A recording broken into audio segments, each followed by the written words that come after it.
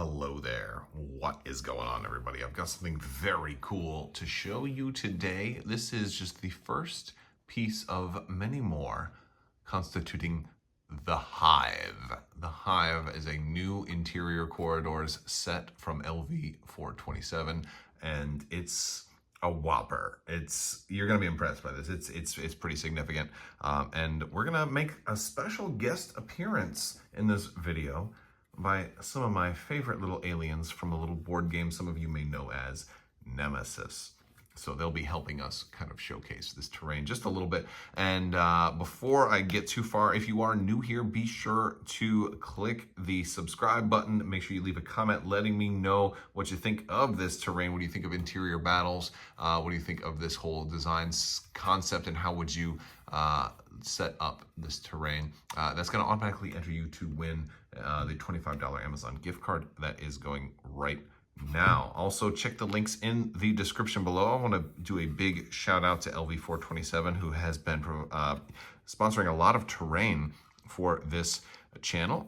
They've actually sent over a lot. Big thanks to Mike at Midwest Token 3D also for printing this out and sending this here. I'm going to have some links where you can check this terrain out, as well as print partners, where if you don't have a 3D printer, if you're interested in any of this stuff and you want to check it out yourself, click the links in the video description below.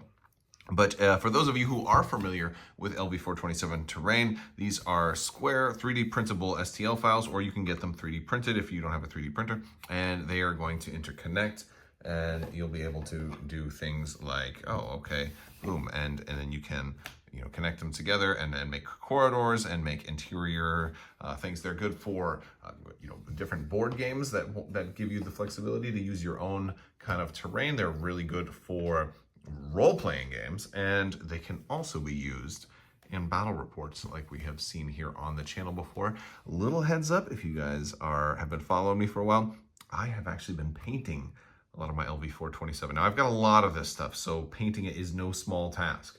But I've been working on it, and we're working on a full table setup, which is really something that I think would look really cool at a convention. But I think we're gonna try and set up something soon. It's still gonna take a while because this is a big set. But so this is our standard corridor. Let's go ahead and take a look at it right now, because this is gonna connect to all of the standard door. You have a standard doorway right here that's going to connect to all of the other LV427 corridors. But in this particular one of the things you're going to notice right here is that there's some patterns on the floor that are irregular. It's almost like something strange is going on in here, almost like there's some kind of goo or something on the floor. And this is kind of repeated all throughout. As a matter of fact, we look at one of the other pieces here. We've got quite a bit of goo in here, and that's certainly not normal. This is the Hive, folks. It is where aliens have actually infested the ship or the space station or whatever you are having this out to be, and they have kind of taken over. And now it is Darth Maul's job, Nunchuck Maul, to go in here and take a look. Do you guys want to see a setup version? Let's take a look at a little bit more of this.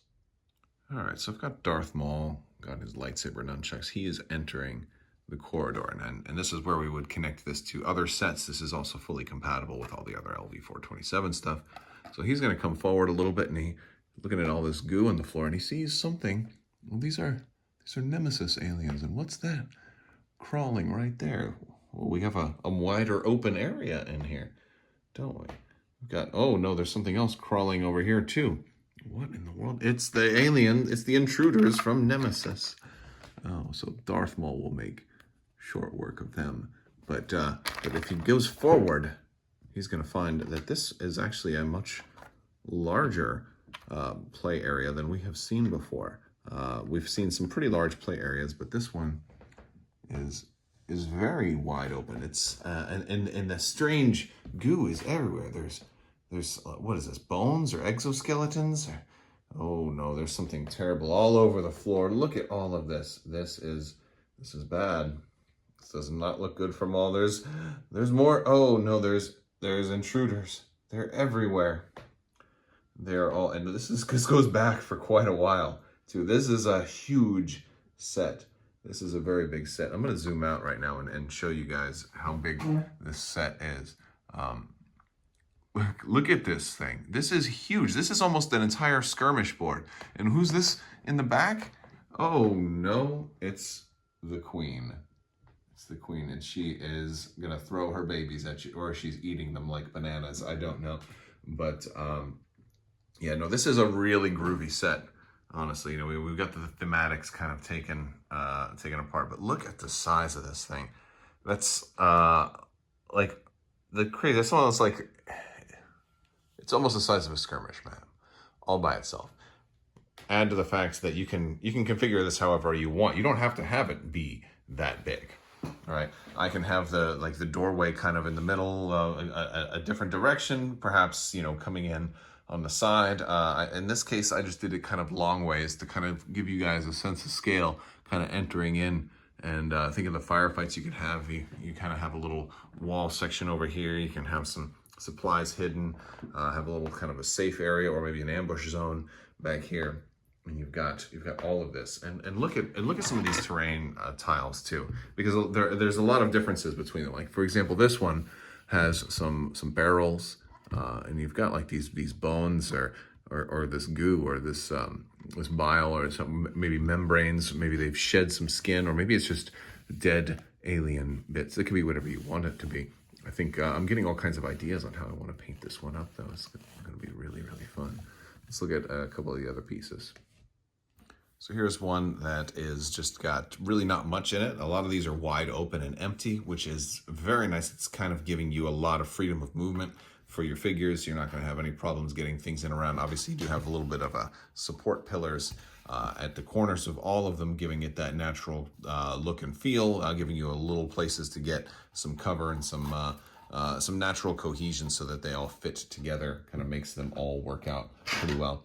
We've got a centerpiece here that actually has a couple of barrels, so that could be some difficult terrain to cross over, or for your role play elements that maybe they're maybe they're covered in residue, and it's a good place for you to kind of have a check to see if you can get the supplies you needed out there without getting infected all by yourself. Maybe the computer core is in here, and the computer core is contaminated, and you have to scrub it clean to get access to the access port to input the launch codes so that the ship can start heading home again.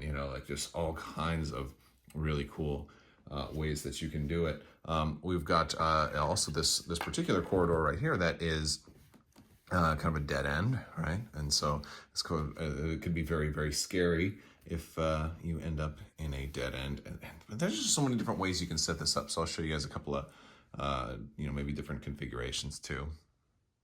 All right, I'm zoomed out a little bit, but here's kind of maybe a smaller kind of just a single dead end hallway corridor, which could be very scary if somebody were to come in through here and kind of just make their way around. And so you don't really even have to do the whole entire open room. You can certainly add on to that. You can extend it a little bit if you wanted to add another one right there, and boom, you're good to go. And by simply removing the double-sided wall and adding a single-sided wall, I'm able to open it up quite a bit more and have room for much bigger incursions. And this is even just a small fraction of the potential size of it. I mean, you can, and if you're getting the STLs and you're printing this out, or even just ordering them yourself, you can order a double set of these. And this could be, you can make an entire battlefield of this, and then, add walls kind of wherever you see fit. If you wanted to block off one area, you can just do that and then add extra walls in there. It's very, very, very versatile. And I like how modular and versatile this set is.